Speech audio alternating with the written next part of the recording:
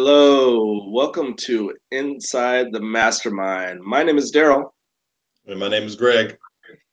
and today we are talking about thoughts becoming reality. And I've got a joke here. It's a little bit of a longer joke. I think it's worth the payoff, but Greg will let me know here in a second here.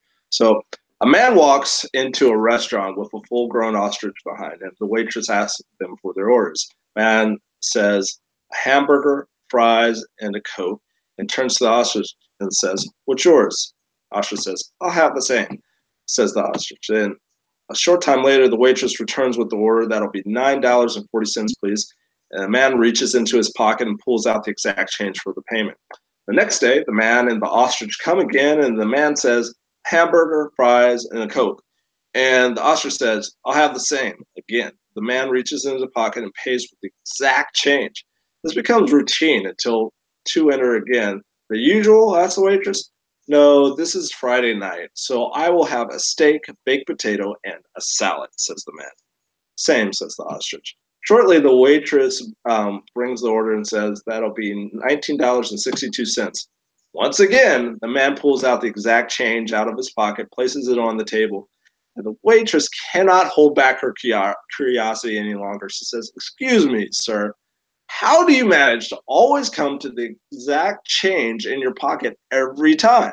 "Well," says the man, "several years ago, I was cleaning the attic and I found an old lamp. When I rubbed it, a genie appeared and offered me two wishes. My first wish was that if I ever had to pay for anything, I would just put my hand in my pocket and the right amount of money would always be there." "That's brilliant," says the waitress. "Most people would ask for $1 million or something, but you'll always be as rich as long as you stay alive." He said, "That's right. Whether it's a gallon of milk or a Rolls Royce, the exact money is always there," says the man. The waitress asks, "So what's up with the ostrich?" The man says, and sighs deeply and answers, "Well, my second wish was to have a tall chick with a big butt and long legs who agrees with everything I say." So, and that I got from mygratitudelife.wordpress.com. So I just wanted to share that. But yeah, it's a long one, but I heard Greg laughing, so maybe you thought that was funny. Maybe you'll think that's funny too. Share it in the comments there. But yeah, we want to do thoughts become reality, Greg? I'll go ahead and put that question to you. Let you. Yeah, that's a really good question. And my answer would be definitely they do. I am a huge believer in thoughts become reality. Just taking a quote from Earl Nightingale, he says, "Success is the progressive realization of a worthy ideal." And again, just like I said in the last episode, Napoleon Hill says, "Whatever the mind can conceive and believe, it can achieve." It just, when you look at many successful people who are what I believe are holistically wealthy, not just having money, but they have a really good balance with, mentally, physically, spiritually, financially, and socially. And they're really good, genuine people. They all pretty much have the same concept that thoughts become reality. So I am a true big believer in that. Just myself, been experiencing that same manifestation to where uh, I wanted better and more in my life, and I was, thinking and praying and meditating for that, and it's starting to come into my life, and it's been happening for over a year now. So I'm just been very grateful with things that I have been thinking about have been coming to me, and even stuff that maybe I haven't necessarily dwelled on. It's like a part of that's like an extra plus part of the package. Like if you get you get the cable package, you get the premium plus, and you get extra 2 channels if you get this package. I'm getting those extra premium channels just without even extra work. So I am definitely a big believer in thoughts become reality. What about yourself, Darrell? Yeah, so I've kind of gone back and forth on this subject. So when I first was hearing about The Secret, I said, "Oh, that's kind of BS." Then I watched The Secret, and I really believed it for like the first year, and then I just noticed, hey, like there's nothing really that changed or anything, and then so I didn't really believe it for a little while, and then I kind of learned about Abraham Hicks, and I don't know if you've ever heard about Abraham Hicks, but Abraham Hicks was kind of part of the inspiration for The Secret. Like she was one of the first original to she was one of the first teachers on The Secret, and then she kind of got cut out. You might, if you have a really old copy of The Secret, you might see her in there still because she was in the first batch, but then she got cut out. And the reason she got cut out, I think, is kind of a dispute on how much they were going to pay her, and then also kind of the way they were teaching it. Because in The Secret, they initially teach that, like, hey, all you have to do is just kind of think about something, and then it'll magically appear. I guess what differs is that Abraham Hicks teaches more or less that you kind of come with the mindset that, hey, I already own this. I'm already successful. I'm already have what I need. I already have the loving wife or the loving maid or whatnot. Already have like the respectful. You already have what you intend to have, and by having that feeling, and it's more so a feeling there and like a true belief in it, then you actually have it. And I guess to touch on this a little bit more, well, before I go any further, have you had any experience with Abraham Hicks and that type of thing at all? Not a lot with Abraham Hicks. I may just heard, periodically, like what you're saying. I definitely is something that I have heard just from various people. And kind of going back to The Secret, yeah, I did watch that a few years ago, but that was way before I was even understanding what manifestation or subconscious mind. And so I watched it, and it's like, okay, this is okay. I mean, but then I didn't really get anything from it because I wasn't really in that mindset. And then fast forward to like recently now. I did rewatch it. Like, okay, this makes more sense. I understand it. But again, I think The Secret was more of, because it was like I didn't read the book. I watched the Netflix documentary, or the one that's on Netflix, I should say. And it kind of just touched on it, very basic, high level, but, diving deeper, like you're saying, is what I started to realize, because I totally agree with the way I like to put it, is that you're seeing things you're going into the future and bringing the future back to the present. So like you say, I already have this nice car. I'm already out of, all my bills are paid in full. I have this beautiful wife, whatever it is. You're going into the future, seeing the future, and you're bringing that into the present. So you're taking from the spiritual world and bringing it back to the physical world. That's the way I like to look at it. Yeah, and I have to say on that point, like, I've definitely seen areas of my life in the past year, especially, like, I kind of really started listening to Abraham Hicks and whatnot.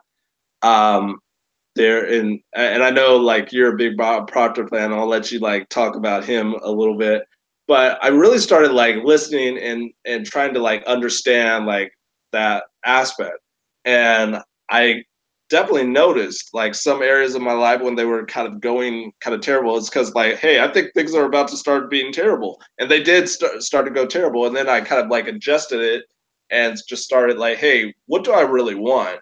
Like, let me act as if that's already happening, and the things in my life that like I was hoping would happen just started showing up here and there and stuff, and um, that was pretty amazing. I had some pretty powerful experiences in that aspect, but you kind of got to keep up the mindset, and you got to keep up the mindset of what you want. But let me let you talk a little bit about your boy Bob Proctor there, who yeah, hopefully Yeah, we'll no, yeah, have definitely. Proctor is the one that really got me to fully change my paradigm. It was already there, like changing, but then when I kind of started listening to Bob Proctor, really like shifted to the right, and boom, like a rocket ship. But yeah, he, his story. I mean, you can always find Bob Proctor at Proctor Gallagher Institute. Like, you can go to their website. They have a YouTube channel.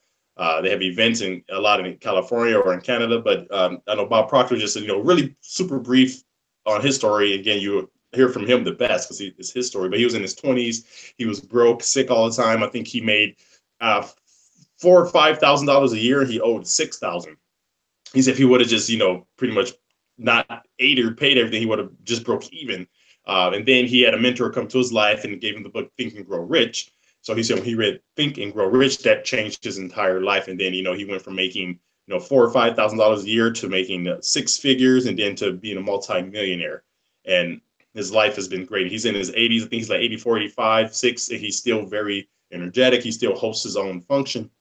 functions, and he's just very like inspirational. So I definitely, if you haven't heard of Bob Proctor, haven't really checked him out, I do highly recommend checking out Bob Proctor. Just the way he describes things, like I've never heard anyone describe it how he does. So when it comes to subconscious mind manifestation, he uses these examples what is it, examples and just so you can like visually see what he's saying and it makes sense. You're like, wow, that does make sense. So I definitely highly recommend listening to Bob Proctor. But yeah, you just like when you do have to, like you were saying, Darrell, you have to hold that thought into your mind. And again, it's not as easy as The Secret made it seem, but it takes hard work. It does, because you have life happen to you. We're all human. You feel sad or down or tired at times. You don't want to do things, but you have to keep that positive. Like for me, I like to think of it as I have an internal conversion system inside of me, like whenever I feel fear or negativity, I take it in and then I convert it to positive energy and I project out the positive energy, or I take the negative energy, form it into like a ball and throw it out into the universe and replace it with positive energy. So I just got to try to keep that in my mind whenever I feel down or negative or tired. Just convert that energy into positive, useful energy. And I'll even throw out there that kind of how I keep a good mindset right now is just it is during the day, and I'm not sure if everyone has this ability to, but during the day, I'm usually listening either to positive podcasts or positive YouTube channels or just things that are keeping, positivity in my mind and kind of where I want to be, rather than like the the terrible thing that could possibly happen, the faults that are out there, the problem that just happened yesterday and like how terrible that problem was. Kind of focus more on what you want than what you don't want, and it's kind of a unique mindset that you have to take, because there are problems coming at you nonstop all day, every day. There's calamities that are coming your way all day, every day, but you have to kind of pause and say, hey, like, what do I really want, rather than like, hey, let me just react to like what this terrible thing that just happened here. And the terrible things are going to come, but if you can kind of focus a little bit more on what you want, you can kind of start to see a curve in the right direction, I think. I don't know. Yeah, I totally agree with you. The way I would like to look, I guess I can describe it. Not just coming up with this right now, but think about the negative, situations that come at you all day. Think about those as like negative raindrops that's coming at you, and if you don't, have a backup, it's going to hit you and get on your skin and soak in your clothes. It's going to just make you heavier. You're going to be cold and sick and drowsy. But if you learn to manifest a positive, let's say umbrella, is going to reflect and deflect those negative raindrops. You'll have like a halo or like a shield over you of positive energy. You can go through that negativity and make it safely to where you need to go without having the effects come to you. So yeah, I definitely agree with that.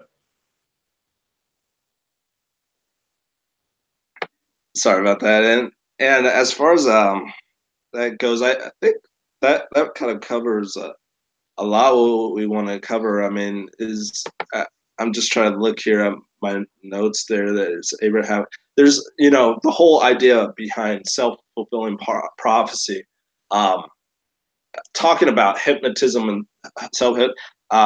There's a book about hypnotism, and the name escapes me right now, but it's in my bookcase somewhere here. So once I pull it out, I'll probably put it in the show notes here on this episode. But it just talks about a famous hypnotist, I believe the last name is Murphy here, was talking about how powerful words are, like words that you say to yourself, and kind of words you kind of throw out into the world. And I think he was talking about one individual who you just used to say, I would give my right leg and stuff in order for my son to go to college, or I would give my right leg and stuff in order for them to achieve some type of success. I would get, and kept on saying that over and over again.